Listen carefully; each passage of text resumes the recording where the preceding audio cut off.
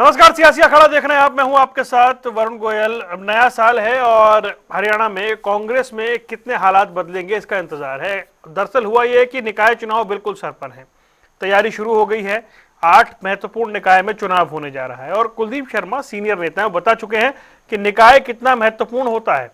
उन्होंने बताया कि निकाय चुनाव में क्योंकि वहां से फिर एक शुरुआत हो जाती है और दूसरे नेता भी कह रहे हैं कि हम सिंबल पर लड़ना चाहिए, या फिर ये बात भी हो रही है कि चलिए ये तो होता रहेगा, कम से कम संगठन जो है वो बन जाना चाहिए। संगठन नहीं होने का खामियाजा विधानसभा चुनाव में उठाना पड़ा। अगर संगठन होता तो क्या पता ऐसे हालात ना होते। संगठन बन जाना चाहिए। प्रदेश अध्यक्ष क्या बदलेगा, नेता प्रतिपक्ष, वो सवाल अपनी जगह है, लेकिन संगठन पर जोर है। और दूसरी बात ये कि निकाय चुनाव सामने खड़े हैं, क्या उससे पहले कोई फैसला हो जाएगा? नए साल में कितना बदलेगा हाल, उस पर चर्चा करेंगे। पहले रिपोर्ट देखिए। कांग्रेस अब विधानसभा चुनाव में मिली हार को स्वीकार कर आगे बढ़ने की कोशिश में लगी है। हार का ठीकरा एक दूसरे पर फोड़ने की बजाय अब एकजुट होकर आने वाले निकाय चुनाव पर फोकस करना शुरू कर दिया। छोटी सरकार के चुनाव से पहले कांग्रेस संगठन बनाने की जुगत में लगी है। अभी तक संगठन नहीं बनने पर अपने ही नेता कांग्रेस को घेरने और नसीहत देने में लगे थे। पार्टी का प्रेसिडेंट उदयभान जी रहे, कोई और बने, जो भी पार्टी प्रेसिडेंट बने, हाईकमान को उसको फ्री हैंड देके प्रदेश में संगठन बूथ लेवल पे खड़ा करना चाहिए। बूथ लेवल का संगठन ना होने से चुनाव में नुकसान हुआ है और ये चुनाव में आगे नुकसान ना हो, इसके लिए संगठन बहुत जरूरी है। लगातार हार मिलने पर कांग्रेस के वरिष्ठ नेता और पूर्व स्पीकर कुलदीप शर्मा ने कांग्रेस को अपने हाल पर मंथन करने की नसीहत तक दे डाली। कांग्रेस को आगामी निकाय चुनाव के महत्व को समझना चाहिए, हार को जीत में बदलने की कोशिश करें। और यही नहीं, उन्होंने शायराना अंदाज में अपनी ही पार्टी पर तंज भी कस दिया। जो चुनाव आ रहे हैं निकायों के, स्थानीय निकायों के, नगर निगमों के, परिषदों के, पालिकाओं के, उनके महत्व को समझना चाहिए। हम बहुत सी अर्बन सीटों पर हारे हैं, तो उसके महत्व को अगर कांग्रेस आज भी नहीं समझेगी तो फिर समय निकल जाएगा। भारतीय जनता पार्टी का कब्जा नगर निगमों पर और निकायों पर रहता है, वो काफ़ी इन्फ्लुएंस करता है सिटीज़ में। तो कांग्रेस को स्ट्रेटेजाइज करना चाहिए। कांग्रेस के नेताओं को या तो खुद ही अपने इस हाल को देखकर कांग्रेस पर तरस खाकर अपने अहम को छोड़कर, प्रतिष्ठा को त्याग कर आपस में बैठकर बात करनी चाहिए। प्रदेश में निकाय चुनाव दहलीज पर है। बहुत जल्द ही तारीखों का ऐलान भी हो जाएगा। ऐसे में अब कांग्रेस हार को जीत में बदलने के लिए पूरी एडी चोटी का जोर लगाए हुए है, तो वहीं बीजेपी जीत के रथ पर सवार हार का मुंह कतई नहीं देखना चाहेगी। न्यूज डेस्क, जनता टीवी। 3 खास मेहमान हमारे साथ जुड़ गए। हमारे साथ भारतीय जनता पार्टी से यशपाल बत्रा जुड़ गए हैं, हमारे साथ सुखबीर तंवर जुड़ गए हैं कांग्रेस से, और ओंकार सिंह जी इंडियन नेशनल लोकदल से हैं। आप सभी का स्वागत है। सुखबीर भाई, देखिए 2 बड़ी महत्वपूर्ण बातें आज हुई। एक तो ये कि जब कुलदीप शर्मा ये बता रहे हैं कि निकाय चुनाव का बड़ा महत्व है, बीजेपी यहां पर जीत जाती है और उसके बाद इन्फ्लुएंस जो है, असर जो है, वो ऊपर के चुनाव में यहीं से दिखाना शुरू करती है। इस चुनाव को गंभीरता से लेना होगा, ये कुलदीप शर्मा कह रहे हैं। दूसरा, अशोक अरोड़ा ये कह रहे हैं कि भाई ठीक है, बाकी पदों पर तो नियुक्तियां होती रहेंगी, लेकिन संगठन बनना बहुत जरूरी है, जल्द से जल्द बनाइए। अगर संगठन होता तो विधानसभा चुनाव में ऐसा नुकसान नहीं होता। देखिए, जो संगठन की कमी रही, हम शुरू दिन से ये मान रहे हैं कि कांग्रेस का संगठन नहीं बनना, कहीं ना कहीं जो एक सफलता मिलनी चाहिए थी विधानसभा चुनाव में, वो सफलता नहीं। और मुझे पूर्ण विश्वास है कि प्रदेश का जो नेतृत्व है और जो हमारा केंद्रीय नेतृत्व है, वो इस विषय पे गंभीरता से चिंतन मनन जरूर कर रहा होगा और जल्दी ही इसके परिणाम सामने आएंगे। इसके अलावा जैसा कि आपने बताया, निगम और जो स्थानीय निकाय के चुनाव है, देखिए भारतीय जनता पार्टी के 10 वर्ष से ज्यादा के कुशासन में जिस तरह से लोकतंत्र और संवैधानिक प्रक्रियाओं को अपूरणीय क्षति पहुंची है, उसकी मैं कुछ एक वानगी बता दूं आपको वरुण जी। 10 साल में से 4 साल से ज्यादा पंचायती राज का भंग रहना, और जिन स्थानीय निकाय की अब चर्चा हम कर रहे हैं उसमें से अनेक स्थानीय निकाय में 3-3 साल भंग रहना, ये आपके सामने का विषय है। इसके प्रत्यक्ष उदाहरण आपको बता देता हूं। फरीदाबाद 3 वर्ष से ज्यादा, मानेसर 3 वर्ष से ज्यादा हो गया गठन हुए, गुड़गांव 2 वर्ष के आसपास, पटौदी नगर परिषद का गठन हुए 3 साल से ज्यादा हो गया। ये इसके प्रत्यक्ष प्रमाण है। इसके अलावा जिस प्रकार से भारतीय जनता पार्टी के कुशासन में जो बाबा साहब के द्वारा संविधान प्रदत्त आरक्षण अनुसूचित जाति वर्ग का रहा है, और उसमें कैसे गुड़गांव में कुठाराघात किया गया और कैसे पूरे प्रदेश में किया गया, मैं जिलेवार और निगम के हिसाब से आपको बताता हूं। गुड़गांव में पहले वार्ड थे 35 और आरक्षित वर्ग के लिए सीटें थी 6, अब वार्ड है 36 और आरक्षित सीटें कर दी घटा के 3। पानीपत में पहले सीट होती थी 5, अब कर दी 3। फरीदाबाद में सीट होती थी 9, अब इन्होंने घटा के कर दी 5। करनाल में सीट होती थी 3, अब घटा के कर दी 1, और हिसार में सीट होती थी 3, उसको भी घटा के कर दिया 1। और ठर्रा क्या है, उसमें डिबेट में यशपाल जी कह रहे थे कि जनसंख्या के हिसाब से होता है।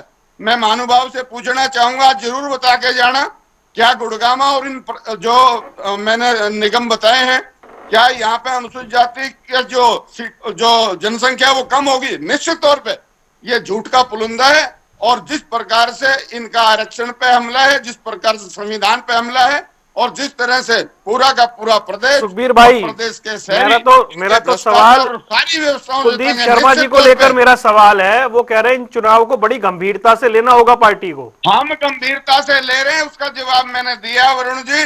निश्चित तौर पे बहुत जल्दी हमें पूर्ण आशा है कि इस सवाल का जवाब मिल जाएगा, और हम नगर निगम, नगर परिषद और नगर पालिका चुनाव के लिए पूर्णतः तैयार हैं।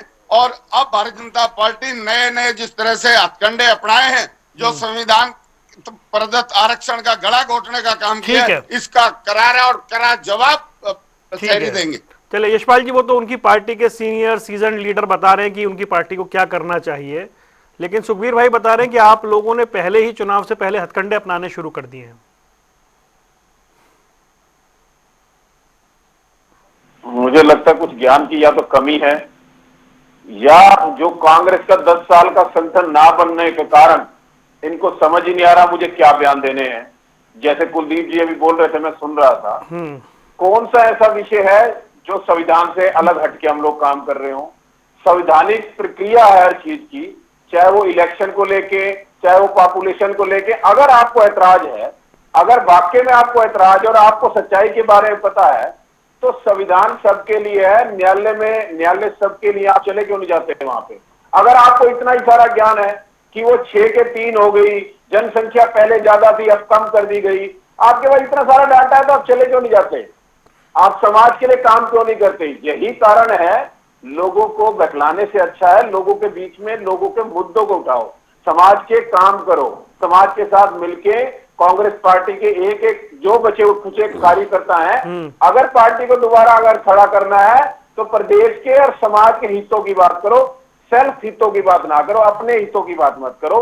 इसलिए आज 10 साल के अंदर वो संगठन भी नहीं बढ़ा, और कांग्रेस के नेता ही कांग्रेस को नसीहत दे रहे हैं। अभी कुलदीप जी इतनी बड़ी नसीहत दे के गए हैं, कुलदीप जी खुद नसीहत दे रहे हैं कि कांग्रेस, हरियाणा कांग्रेस को करना क्या चाहिए। और रही बात आने वाले इलेक्शनों की, नगर निगम के इलेक्शनों की, या नगर परिषद के या नगर पालिका के इलेक्शनों की बात, जिस तरीके से बीजेपी चाहे लोकसभा रही हो चाहे विधानसभा रही हो, जिसके अंदर भी ट्रिपल इंजन की सरकार हम लोग बनाएंगे, और प्रदेश और देश की सेवा भाव से जो कार्य हम लोग करते हैं वो मिलकर सारे काम करेंगे। ठीक है ओंकार जी, क्योंकि नया साल है, चुनाव का समय है, 3 महीने हो गए हैं, ये क्या कांग्रेस के नेता कुछ खुलकर, कुछ प्रत्यक्ष कुछ परोक्ष रूप से खुलकर अब नसीहत दे रहे हैं या चेतावनी दे रहे हैं कि अब भी संभल जाइए? कुलदीप शर्मा कह रहे हैं भैया इन छोटे चुनाव को गंभीरता से लेना होगा। अशोक अरोड़ा कह रहे हैं कि संगठन बना दीजिए, बहुत जरूरी है, उसका खामियाजा हम भुगत चुके हैं। क्या नेता भी अब उनके भी सब्र का बांध टूट रहा है?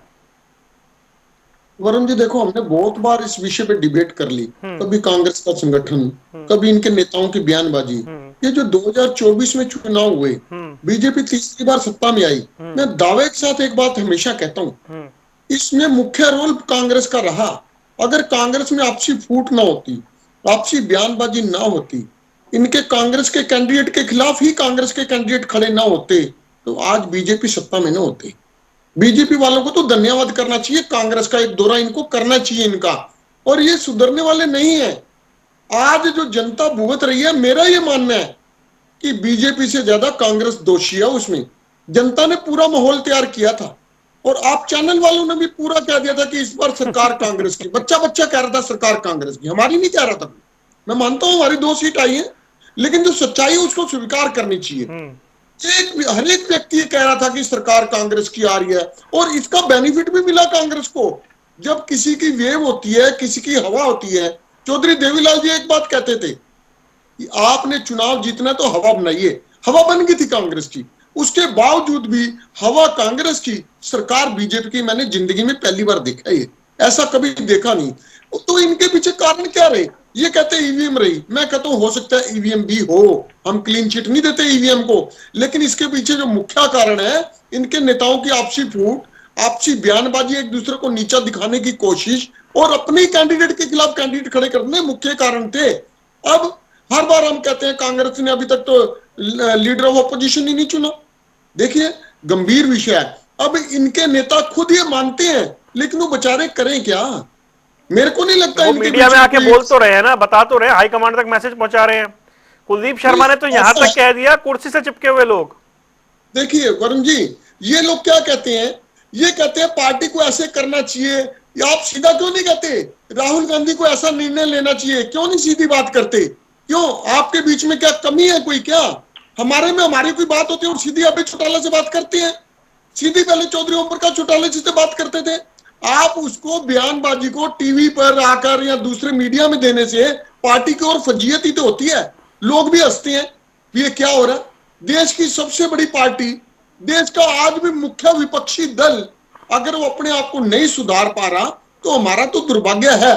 लेकिन हरियाणा की जनता इस बार बीजेपी और कांग्रेस इन दोनों को नकारेगी, आप देखना। उसका कारण मैं बताता हूं। 2024 में जनता कांग्रेस के पक्ष में थी, हवा कांग्रेस के पक्ष में थी, जनता ने मत भी कांग्रेस के पक्ष में दिया, लेकिन कांग्रेस के 2-2 कैंडिडेट 18 सीट पे खड़े थे। वो 18 सीटें हारी, कौन जिम्मेवार है? कांग्रेस ही तो जिम्मेवार है ना। अपने कहना मैं बताता हूं, अंबाला सिटी में कांग्रेस के 3 कैंडिडेट खड़े हो गए थे। दीपेंद्र हुड्डा जी आए, उन्होंने 2 कैंडिडेट बिठा दिए, जसमीर मलोर और हिम्मत सिंह, ये 2 बिठा दिए। अंबाला कैंट में कांग्रेस के 2 कैंडिडेट खड़े थे। अब दीपेंद्र हुड्डा जी वहां तो बिठा गए, अंबाला कैंट नहीं आए बिठाने के लिए। क्यों? अंबाला कैंट में तो हुड्डा साहब ने खुद खड़ा किया था चित्रा को, कैसे बिठा देते उसको? इसलिए ये हरवाया गया है। ये खुद इन्होंने बीजेपी को प्लेट में रख के, थाली में रख के इन्होंने सीट दी है इस बार। और इस बार जनता ये देख रही है, बीजेपी तीसरी बार सरकार बना ली, समस्या वहीं की वहीं है। कोई एक समस्या मेरा भाई बता दे, परिवार पहचान पत्र, property ID, Ayushman card, property portal registry की समस्या, महंगाई, बेरोजगारी, HKRN, नशा, कोई एक समस्या बता दे, इन्होंने हल करी। लेकिन फिर भी तीसरी बार इनकी सरकार बन गई। ये बीजेपी का जो जनता में मैसेज है वो गलत है। अब कांग्रेस का कहां से मैसेज गलत हुआ? कांग्रेस ने, सारी जनता चाहती थी इस बार बदलाव हो। प्रत्येक व्यक्ति, मेरे को लगता है आप भी चाह रहे होंगे, क्योंकि आप मेरे को लगता है आप भी चाहते थे कि प्रदेश में बदलाव मेरा हो। वोट दिल्ली में है ना। प्रदेश में बदलाव नहीं हुआ, उसमें गलती किसकी? आपकी गलती नहीं है, हमारी गलती नहीं है, क्योंकि हमारे को जनता ने नहीं स्वीकार किया। मैं स्पष्ट बोलता हूं, हमारे को नहीं स्वीकार किया, कांग्रेस को स्वीकार किया था। लेकिन कांग्रेस की हवा होने के बावजूद बीजेपी की सरकार बनी, गलती किसकी है? कांग्रेस के नेताओं की, हमारी तो नहीं है। आपको बी टीम बोलते हैं ना वो। मैं ये कहना चाहूंगा, जनता का विश्वास अब कांग्रेस से भी उठ चुका है। और आप देखना स्थानीय निकाय में, मैं ये तो नहीं कहता कि सारी सीटें हम जीत जाएंगे। हमारा परिणाम, हमारी विधानसभा में 6 लाख वोट इनेलो की आई है, 2.25 लाख वोट बीएसपी की आई है। आप देखना हमारा वोट परसेंटेज भी बढ़ेगा, हमारी सीटें भी अच्छी आएगी। मैं सारी सीटें जीतने का दावा नहीं करता जैसे कांग्रेस और बीजेपी वाले करते हैं। मैं ये कहता हूं हमारी स्थिति में सुधार होगा, क्योंकि हमारी एक सीट थी 2019 में, बहुत मेहनत करी। इस बार हमें उम्मीद थी कि हमारी 10 या 15 सीट आएंगी, लेकिन कहीं ना कहीं मैच फिक्स था। कांग्रेस के नेताओं का बीजेपी के नेताओं से मैच फिक्स था, मैं स्पष्ट बोल रहा ठीक है, हूं। अगर नहीं था तो मेरे को मेरे सवालों का जवाब दे दें कि अंबाला कैंट में कांग्रेस के कैंडिडेट के खिलाफ कांग्रेस का कैंडिडेट खड़ा है, यहां क्यों नहीं बिठाया गया? ठीक है। अंबाला सिटी में चलिए, आगे वो बिठा उस गया। इलेक्शन में बहुत बात हो गई ओंकार जी, हमने कई बार बात कर ली उस चुनाव में, तो अब तो आगे बढ़ जाते हैं सुखबीर भाई। आगे देखिए, रिजल्ट तो वहीं का वहीं डिपेंड करेंगे ना। ठीक है, उस काम से रिलेटेड ही तो रिजल्ट है। ठीक है। जनता को जो मैं बड़ा कांग्रेस सीधा और स्पष्ट कांग्रेस सवाल की पूछता हूं सुखबीर भाई से। सुखबीर जी, मुझे बताएं, 24 की हार से सबक लेकर 25 के चुनाव में कांग्रेस कुछ अच्छा, बेहतर, अभूतपूर्व करेगी, इसकी उम्मीद है आपको? देखिए वरुण जी, उम्मीद पे दुनिया कायम है, और निश्चित तौर पे जिस तरह के देश की और प्रदेश की स्थिति है, और जो कि ओंकार जी अभी बता रहे थे, सारी व्यवस्थाएं, निश्चित तौर पे व्यवस्थाओं में कोई बदलाव नहीं हुआ। जिस प्रकार से आज सारे शहरी पूरे प्रदेश के भ्रष्टाचार से त्रस्त हैं, जिस तरह से रोज भ्रष्टाचारी पकड़े जा रहे हैं, और एक बात यह है कि भ्रष्टाचारी पकड़े जा रहे हैं, इसका दूसरा अभिप्राय ये भी है कि निरंतर 10 वर्ष के कुशासन में भ्रष्टाचार बढ़ा है, जबकि कम होना चाहिए था। इसके अलावा जो शहरी जिन विषयों से सबसे ज्यादा त्रस्त है वरुण भाई, परिवार पहचान पत्र 3 वर्ष से ज्यादा त्रुटियां ठीक नहीं हुई, समाधान शिविर भी लगा लिए, सब कुछ लगा लिए, लेकिन ढाक के वही ढाई पाते हैं। प्रॉपर्टी आईडी में निरंतर लूट जारी है। आज भी प्रॉपर्टी आईडी ठीक करवाने के लिए भ्रष्टाचार के केंद्र खुले हुए हैं, और उसका पूरा प्रदेश भुगत भोगी है। शिक्षा का तो बेड़ा ही गर्क कर दिया 10 साल में, और स्वास्थ्य का गुड़गांव में कभी योजना बनाते हैं, कभी कुछ बनाते हैं। 10 साल से वो अस्पताल था, उसको पार्किंग बना दिया, ये इनका विकास है। और जिस प्रकार से शहर की सड़कें, शिविर, पेयजल, जो हालात आज है, और सबसे बुरी बात क्या है वरुण भाई, आज कानून व्यवस्था का शहरों में दिवाला पिट चुका है। हर रोज फिरौती के लिए जिस तरह से कॉल आ रही है, वो निकाय चुनाव का विषय नहीं है ना। नहीं, विषय तो यही है। शहरी इन्हीं विषयों से त्रस्त हैं, और इन्हीं विषयों पे ये इनकी विफलता है, और इन पे निश्चित तौर पे इनके पास कोई जवाब नहीं है। आप कह रहे हैं निकाय में व्यवस्था नहीं बदली, ओंकार जी कह रहे हैं कांग्रेस में भी व्यवस्था नहीं बदली फिलहाल अभी तक। 1 मिनट में कांग्रेस की व्यवस्था के लिए ओंकार जी का निवेदन करूंगा, बदलेगी कांग्रेस की व्यवस्था जल्दी ही। लेकिन आज हम जिस व्यवस्था में रह रहे हैं, जिससे हम हरियाणा के शहरी त्रस्त हैं, वो व्यवस्था आखिर कौन बदलेगा, वो किसकी जिम्मेदारी है? हम विफल हो गए, मान लिया हमने। अच्छा, रुके एक सेकंड। हाँ जी ओंकार, जल्दी से बोले, यशपाल जी के पास जाना है। मैं अपने भाई से पूछना चाहता हूं, क्या मेरा भाई मानता है कि इस बार तीसरी बार बीजेपी की सरकार बनी कांग्रेस की गलतियों के करके बनी? बस इतना मेरे को बता दीजिए, हाँ या ना। देखिए ओंकार जी, हाँ या ना का विषय नहीं है, जरूर कुछ विफलताएं रही हैं, जिसकी वजह से, जिस प्रकार से प्रदेश में माहौल था, और उसकी वजह से, और इसके अलावा जिस तरह से चुनाव में जो इस पर इन्होंने भारतीय जनता पार्टी ने जो लोक में तंत्र का इस्तेमाल किया है, वो अनेक ऐसे कारण है। उसके लिए हम कानूनी लड़ाई भी लड़ रहे हैं, और जमीन पे लड़ाई भी लड़ रहे हैं। ठीक है यशपाल जी, ये आप बहुत खुशफहमी में मत रहिए निकाय चुनाव को लेकर। कांग्रेस की इंटरनल फाइट की वजह से आप 24 का चुनाव जीत गए हैं। देखिए वरुण, सुखबीर भाई हमारे जो बोल रहे थे अभी कि प्रॉपर्टी आईडी को लेके, या परिवार पहचान पत्र को लेके, कानून व्यवस्था को लेके, और बहुत सारे मुद्दे और गिना थे जो इन्होंने विधानसभा के टाइम भी गाए थे, सारे हरियाणा को बताए थे, सारे हरियाणा के मीडिया के माध्यम से या फिर सोशल मीडिया के माध्यम से बताए थे। उसी मुद्दों को जनता ने नकारा, इनके मुद्दों को, कि वो मुद्दा ही नहीं है। वही सबसे अच्छा वरदान सिद्ध हुआ। हरियाणा की जनता ने उन्हीं पे स्टैंप लगाई, उन्हीं कामों पे स्टैंप लगाई जिन कामों को ये नेगेटिव बता रहे हैं, और जनता ने उसको बड़ा पॉजिटिव लेके उसको इलेक्शनों को जिताया, और बीजेपी की तीसरी बार सरकार बनाई। और एक बात अभी ये कह रहे थे, व्यवस्था जल्दी कांग्रेस की चेंज होगी। मुझे लग रहा है 10 साल से हमारे भी कान पक चुके, सुन सुन के सुखबीर भाई की तो चलो दूसरी तीसरी बार मैं सुन रहा हूं, इनके बड़े बड़े नेताओं की भी मैं सुन रहा हूं डिबेट, जिसके अंदर वो ये कहते हैं जल्दी संगठन बनेगा, जल्दी कुछ चेंज होगा।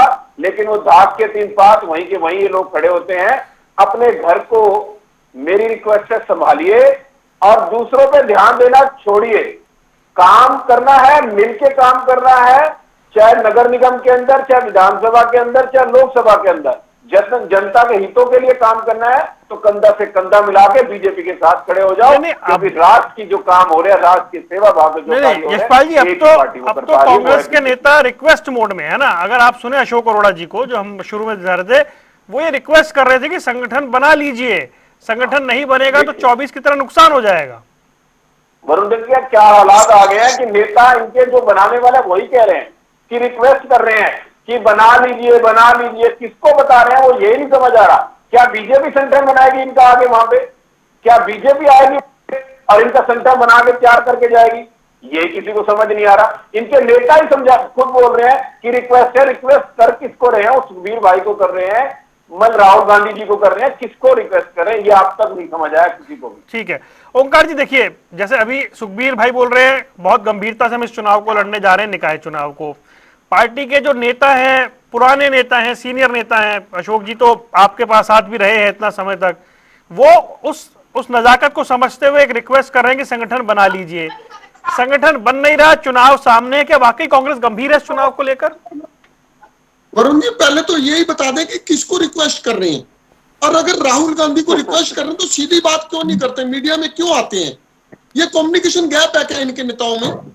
और मैं तो एक बात कभी सुखबीर भाई से स्पष्ट पूछी कि आप ये मानते हो आपकी गलतियों की वजह से बीजेपी तीसरी बार आई?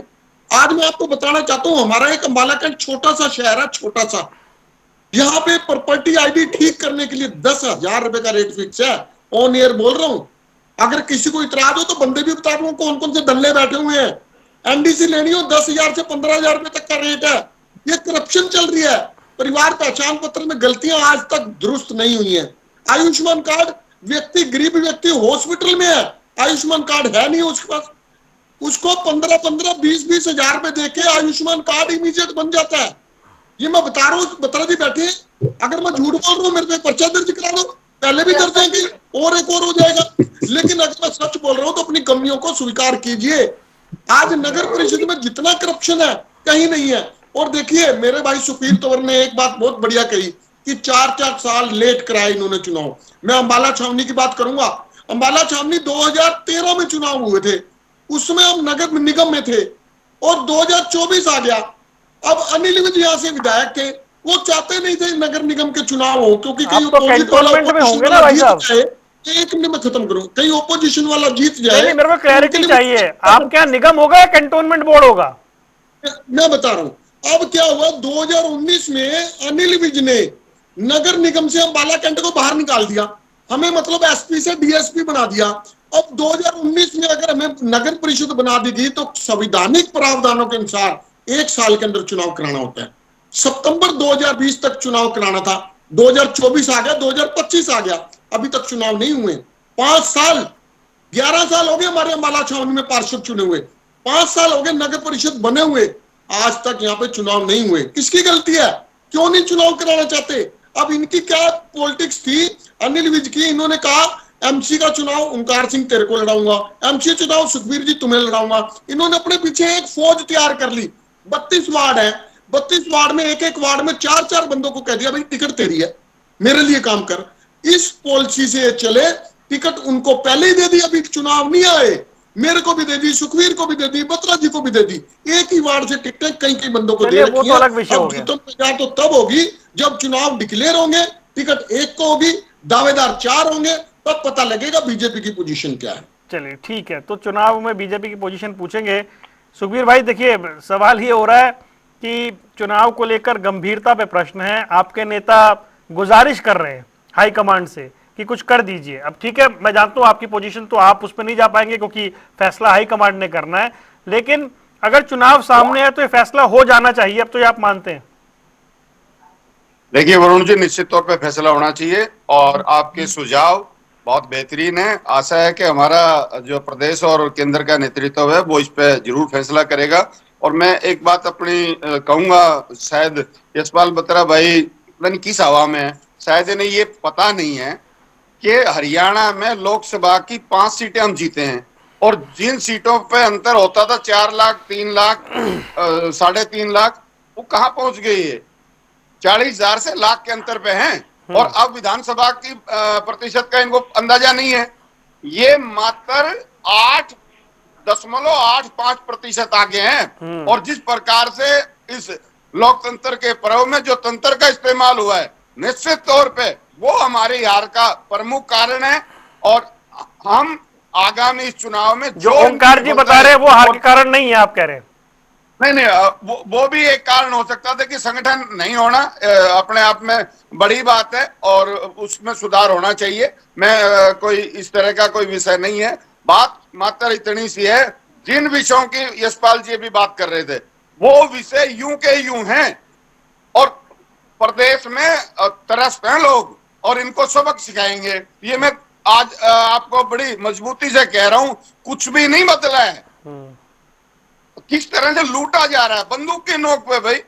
जो पैसा नहीं देते उसके घर गोली चला देते हैं। रोज अखबारों की सुर्खियां हैं। इनको तो आती नहीं, कांग्रेस को कोसने बैठ जाते हैं। भारतीय जनता पार्टी की जो कमियां 10 साल में इसको जंगल राज बना दिया प्रदेश को, उसका जिम्मेदार कौन है? ठीक है बत्रा जी, बात उठा रहे हैं। निगम में कामकाज को लेकर के दूसरी पार्टियां जाएंगी मैदान में। आप भले ही वहां चुनाव में कहिएगा जी इनका तो नेता प्रतिपक्ष नहीं बना, प्रदेश अध्यक्ष नहीं बदला, संगठन नहीं बना, लेकिन लोग मतलब मुकाबला कामकाज को लेकर होगा। वरुण, कामकाज को लेकर विधानसभा भी लोकसभा भी कामकाज को लेकर इलेक्शन लड़े गए हैं और नगर निगम, नगर परिषद, नगर पालिका के अंदर भी वही इलेक्शन होने उन्हीं मुद्दों पे, जिन मुद्दों को इन्होंने विधानसभा में उठाया था। आपके सामने है, रिजल्ट आने दीजिए। ट्रिपल जो इंजन की सरकार हमारी बनने वाली है उसकी इंतजार करिए। बाकी रही कांग्रेस की बात, छीटाकशी, देखिए हम लोग तो करते नहीं, हम तो अपना एक दिशा में काम करते हैं जो समाज की और देश की या प्रदेश की सेवा भाव से कार्य करते हैं। छीटाकशी ये खुद करते हैं, खुद बताते हैं, अपने घर को नहीं संभालते, दूसरों घरों पे छीटाकशी करते हैं। मेरी तो यही रिक्वेस्ट है कि आप अपने घर पे ध्यान दिए। हम तो चाहते हैं विपक्ष मजबूत हो, इतना कमजोर और इतना मजबूर ना हो कि वो जनता के खुद इनके नेता या जनता कहने लगे कि एक ही कांग्रेस का विषय चल रहा है। नहीं, सबसे मजबूत विपक्ष है भाई, 37 विधायक है, हरियाणा के इतिहास का सबसे मजबूत विपक्ष है ये। देखिए मजबूत नहीं, मजबूत नहीं है, ये मजबूर है। इनके राष्ट्रीय नेता किसी को कुछ कह ही नहीं पाते। मजबूत है या मजबूर है, आप ये बताइए। इनका आज तक विपक्ष का नेता नहीं चुना गया, मजबूर है या मजबूत है, आप बताइए। कई सारे ऐसे विषय हैं, लेकिन चलो इनका इंटरनल मामला है, उसको हमें नहीं ध्यान देना, हमने अपने कामों पे ध्यान देना है। तो मेरी ये रिक्वेस्ट है, अपने घर को मजबूत कीजिए। हम भी चाहते हैं विपक्ष अच्छा होना चाहिए, विपक्ष मजबूत होना चाहिए। ऐसा विषय ना बने एक ही कांग्रेस वाला विषय जो देश के अंदर चल रहा था वो प्रदेश में चलना शुरू हो गया। ऐसा विषय ना बने। अपने कामों पे ध्यान दीजिए, अपने संगठन पे ध्यान दीजिए। नेता अपने जो आपके नेता, आपके सीनियर नेता आज बोलने लग गए कि संगठन संगठन का बनेगा। अपने संगठन पे ध्यान दीजिए और प्रदेश के नगर निगम के जो आने वाले इलेक्शन है उनकी तैयारी कीजिए। मेरी आपसे रिक्वेस्ट है। ये नहीं चलेगा। आपकी जो लोकतांत्रिक जिम्मेदारी है, वैसे तो संविधान पे तो कुठाराघात कर ही रहे हैं, लेकिन जिस आशा और अपेक्षा के साथ शहर की जनता ने आपको आशीर्वाद दिया है, उस आशीर्वाद का सदुपयोग करो और इस प्रदेश को जो उनकी अपेक्षा है उनको पूर्ण करिए। प्रदेश के अंदर जिम्मेदारी सरकार बनी है, आपके सबके सामने है, उसी का सदुपयोग हुआ, जनता ने आशीर्वाद दिया है और आप लोगों को दिया नहीं है। आप इस बात को क्यों नहीं मानते? जब तक आप इन बातों को नहीं मानो, अब नगर निगम के इलेक्शन है, मेरी एक रिक्वेस्ट है आपसे, क्या आप अपने कैंडिडेट अपनी कांग्रेस की टिकट पे उतारोगे या नहीं उतारोगे, ये बता सकते हो आप? ये बात तय हो चुकी है कि निगम के चुनाव कांग्रेस की टिकट पे लड़े जाएंगे। आपको कोई वेरिएंट अब नहीं मिलेगा। हरियाणा प्रदेश में जिस प्रकार से हमारा लोकसभा में जो परिणाम रहा, विधानसभा में चूक गए। सुखबीर भाई के बयान नोट करके रखना, नोट करके रखना। ठीक है जी, रुके बयान क्या होंगे? नहीं, हम मेरी मेमोरी ठीक ठाक है। नहीं लड़ेगी। देख लेना पिछले 10 साल से हम भी देख रहे हैं। 3 जनवरी के सियासी अखाड़ा में सुखबीर भाई ने ये कहा है कि हम सिंबल पर लड़ेंगे। ओंकार जी कुछ कह रहे हैं? बिल्कुल, और ये फिर उस दिन याद करेंगे, उस दिन बात करेंगे जिस दिन टिकट मिलेगी या नहीं मिलेगी, देंगे या नहीं देंगे, ठीक है, उस ओंकार जी। विषय में बात करेंगे। क्योंकि मैं कई वरुण जी, इलेक्शन देख चुका कि हर इलेक्शन में सुखबीर भाई भी नेता हैं, बड़े नेता हैं, लेकिन इनके बड़े सीनियर नेताओं ने, बड़े सीनियर नेताओं ने कहा था कि टिकट पे लड़े जाएंगे इलेक्शन, लेकिन 1 सेकंड के अंदर बैक कर देते हैं कि नहीं देगी ठीक है, कांग्रेस की। नहीं ठीक है, वो 3 जनवरी का तो दिन वो याद आगे रखेंगे का ना आप देख लेना। जी। हाँ जी ओंकार जी।